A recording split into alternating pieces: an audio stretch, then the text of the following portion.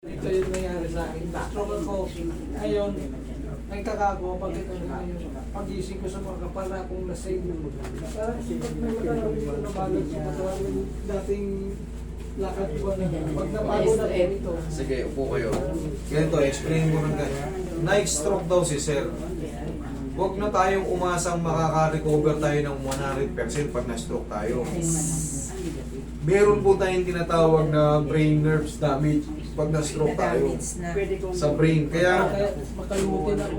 yun. Saan yung nakalimutin? Hindi yan ordinaryong pilay na sumakit ka dito, humina yung dito ko, napilay yata ako. Hindi. Sa utak yan. Kung mapapansin nyo ngayon, humina yung memorya nyo, nakakalimot kayo. Kasi nga, meron yung tinatawag na upper lobe, lower lobe, front lobe. Malamang, meron yan, meron yan sa ano, kung correct me if I'm wrong, kung pagkaka-review ko dyan, sa front lobe eh, kaya nakakalimot kayo eh, kaya nakakalimutan nyo ano. Baka meron kayong maliit na blood clot dyan. Ngayon, kung mapapansin nyo yung ibang na-stroke, talagang, oo walang masakit, pero Oo, ganun sila. nawawala yung balance eh. Kaya tay, huwag na kayong magtaka kung bakit. Parang humina yung ano ko balance ko Parang akong lasing. Opo, ganun talaga eh. Hindi siya ordinaryong pilay, dito talaga sa utak. Pag tinamaan kayo bandang kaliwa, nakakross yan, sa kanan naman. Eh yung iba, okay yung ano, pero gusto man nilang humakbang na maayos, tumitikas. Yung iba naman, talagang nakaganong, hindi nila makontrol. Kaya pala yung matigas ng ganun. Oo, kasi kamay. ang utak natin ang may kontrol sa katawan natin. Ngayon, pag na-damage yung brain natin, yan, isa yan sa mga giging ano, nakakalimot tayo, nagkakaroon tayo ng imbalance. Kasi, nasa utak din yung supply ng kilos. Yun, siguro. Baka Nagtuturo, oy, gusto kong, ano, abutin yun. Hindi mo naman. Kulang yung turo kasi yung brain nerves, meron na siyang bara-bara. May bawas na. Opo, may bara. Hindi naman siya totally pumutok kasi nakakaano kayo eh. Parang ano lang eh. Kaya ng gamot yan ah. Nagamot naman po yan. O yung kinakaya ng gamot yan, tinutunaw yun ng gamot. Pero sa ganito sir, yung ganito kasi sa akin, eto, mas prepare ko kasi, mas ma-appreciate yung method na ganito kung kayo ay may mga sakit-sakit sa joints, sakit sa katawan. Katulad niya, nakita nyo, hindi nakakalakad yung ano, kanina, di ba? O, ma-appreciate niya yung ginawa mo. Pero yung sa inyo, kung wala namang masakit sa inyo, at na-stroke kayo, at nagkaroon lang ng Wala imbalance. na ng problema ko yung bank of balance ko ba. Pero ito sir, hindi 100% na ano ha, kasi Alam mo. a-adjustin natin yung buong katawan. Kung bagay i-refresh ko, kung makatulong, salamat sa Diyos. Okay? Yun po ang ano natin ha. Kasi Yes. sabi ko nga sa inyo, mas ma-appreciate nyo yung method ko. Eh, nakita nyo naman, may proven and test. Hindi nakakatayo, hindi makalakad, pero lumabas dito ng ayos. Diba? Okay. Nasaksiyan nyo naman yung mga ano eh. O yan, meron din kayo. Yan, mas maganda yung may mga masakit sa inyo kasi kaya nating tanggalin or bawasan para sa susunod, magaling na. Okay? Kasi ako, ayoko, sige, tanggalin nyo muna tayo. Kasi ayoko yung ano, yung, dadayain ko lang ng haplos para masingin kayo, hindi. Talagang pinapaliwanag. Pinapaliwanag ko, para, kahit hindi kayo magbayad sa akin eh, ang gusto ko, lahat ng lalapit sa akin, maayos, di ba? Kumbaga na, katulad yan si sir, pwede ko na yung haplos-haplosin ng ganun, kunyari eh, para masingin eh, hindi. Yung ganyan, wala namang babayaran sa akin. Ang mahalaga, na-explain ko yung, na-assess ko kayo ng maayos, hindi kayo nagastusan, di ba? At least nakatulong ako sa advice. Okay? Malaking ito, ano yan? Malaking bagay na yun. Malaking bagay. Kahit mag-ubusan tayo ng oras dito, kahit hindi ko kayo singilin, ang mahalaga, naintindihan niyo yung mga bagay-bagay na hindi, baka hindi saklaw ng method ko eh. Tama ko. Tama. Naliwanagan. Hindi saklaw, ay sorry, Sorry. hindi saklaw ng method ko, pwede ko kayong ganyan-ganyan lang sa likod eh. O the same payment pa rin, hindi ko pwede labag sa ating ano yun, damdamin. Yun. Hindi masarap kumain pag may niloloko. Tayo ka tayo.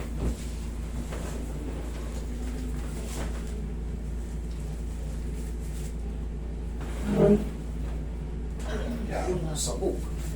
Mahiga kang patagilid. Gilid tayo. Ganun. Na ano lang yan siya sa pahilot-hilot. Makaka-recover din naman yung ano, yung sa mga ano. Basta bago pa, tandaan nyo, magpa-therapy kayo. Kunyari, na-stroke kayo. Habulin nyo yung 6 na buwan na duration. Kasi pag lumampas kayo sa 6 na buwan, kung ano yung matira, yun na yun. Nagiging permanent na yun. Yung mga, tuloy-tuloy yan. Hindi, tuloy-tuloy yan. Almost 2 years. Almost hanggang ngayon, ang tuloy-tuloy ko yan sa Hanggang 6 na buwan lang. Sa kanya talaga tuloy-tuloy. Pero ito mo, nakakaano siya. Kasi, Ang laki ng recovery. Pero nung una to, lupay-pay to. ay, hindi makalakad. Gula tayo. Oo. Pero pag natitherapy yan, yung iba nagsiself-heal, yung iba, syempre, mas maganda pa rin ma-handle kayo ng therapy kasi Yes. opo. kulang yung kamay nyo eh, parang walang kalakas-lakas. Sa tulong namin mga therapists, naiinat, naayos yung mga joint, ano siya, gumaganda. Nakakarating nga kami sa Mindoro. Yeah. Dahil lang sa, High blood pressure ang tatama sa atin. Malakas na bugso ng dugo. Ngayon, hindi kaya i-accommodate ng mga artery natin o yung mga brain nerves natin sa utak. Maliliit, maninipis lang sila. Nagkakaroon sila ng blood clot o pumuputok. Pag nangyari yun, yun yung tinatawag na stroke. Ngayon, siyempre, para hindi tayo ma-stroke ulit, bawasan natin yung pagkain ng sobrang alat, bawasan natin yung paninigarilyo, sobrang puyat, tapos, siyempre yung pagkakain ng mga matataba, at magpapawis tayo.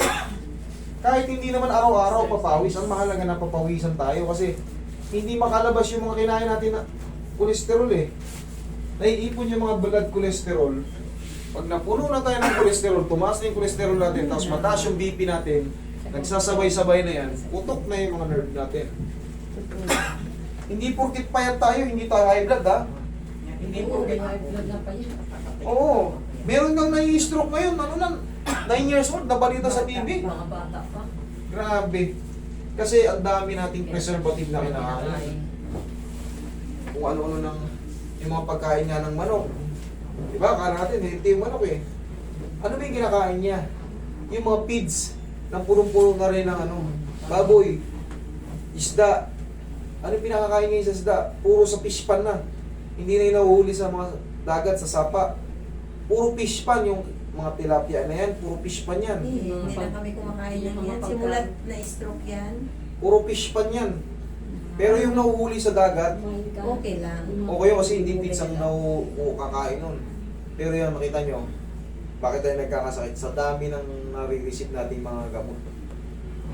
Kaya yung ibang bata, nai-stroke na kagad, isipin mo, may na-stroke, 9 years old, 10 years old na tayo, gano'n, 9 years old, 10 years old. Stroke, bata pa. Ngayon, habang buhay yung dali niya. Hindi na makarecover. Grabe, di ba? Ngayon, may 25 days na yung sa amin sa Luna. Anong pinakakain sa manok? 25 days lang. Puro feeds. Puro fish. Feeds. Kaya nagtabak na kayo, hindi ko man Hindi ka tulad sa probinsya, daming lumalapit dito talaga yung iba, hindi, hindi, yung iba, sobrang lala ng tama. Hindi hindi makapagsalita. Yung iba naman, nakakapagsalita, nakaka-recover. Kailangan kasi pagka bagong stroke kayo, pahinga muna kahit mga 1-2 araw. Tapos unti-unti na kayong gagalawin ng PT. Mamasas-masasin na kayo, stretch. Tapos, simulan nyo na sa sarili nyo, kumain ng mga sabaw-sabaw lang muna, gulay-gulay, sup-sup lang muna. Tapos, huwag muna kayong kakain ng mga prito-prito. Puro soup lang muna. Giniling na giniling na ganyan, giniling na okra, giniling na Yan lang muna. Tapos, simulan nyo na sa umaga, sumigaw-sigaw ng pagka alam nyo, humina yung boses nyo para kayo nagkaroon ng pitita. Kailangan mabuo nyo yung pantig na I. Di ba? Kailangan sa umaga, sisigaw kayo. Yan, yung mga nahihirapan magsalita. Kailangan mabuo nyo yung pantig na yan. Pag yan may hindi naku po, mabubulol kayo. Kailangan yan talaga, practicein yan. Inhale, para yung sa puso natin, yun din ang tinuturo ng doktor. Yun yung exercise sa puso sa umaga. Inhale. Yan, para lumabas yung vocal cords nyo. Pag na-perfect nyo na yung matigas na ayan, kumpleto na ulit yung salita nyo. Yung iba nga, hinahatak pa eh. Hinahatak pa. Pag pumurol yung salita, Tapos kinurinti pa siya. okay yun. Kaya, yun talaga ang procedure sa mga... Kinurinti siya. Kaya niya, kinurinti siya. Kahit pa paano, Balakang. buong katawan niya, nakakilos, tsaka yung kamay niya, kahit pa paano. Yung iba, di ba? Oo. Ganon, akala Hindi mo mo- matigas Oo, hindi nila kaya. Kailangan mo pang pilitin. Mahirap ma-stroke, sa totoo lang.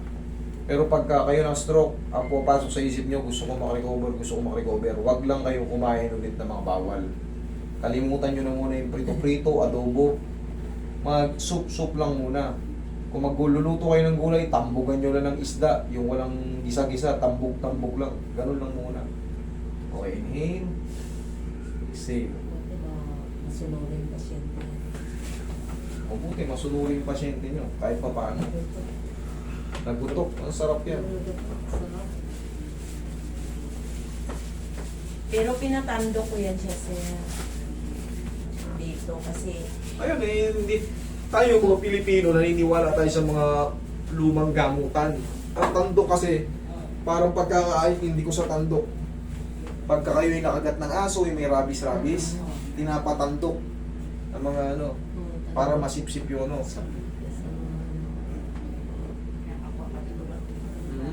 Yun ang mga ganun tandok. ang lalaki ng mga dugo na taba-taba na lumalabas sa kanya. O yan, maganda. Tapos yung basta mga ilang gramo yung nakuha dito banda. Oo. Kasi yung dugo na akala mo hindi pa patid-patid. Parang nylon. O yun, eh. Oo, ganun ang rabies. Kita mo na kahit pa paano, maganda yung kinalabasan. Hindi naman nakakamatay ang tandok eh. Dami nagpapatandok eh. Tayo mga Pilipino naniniwala tayo sa mga traditional.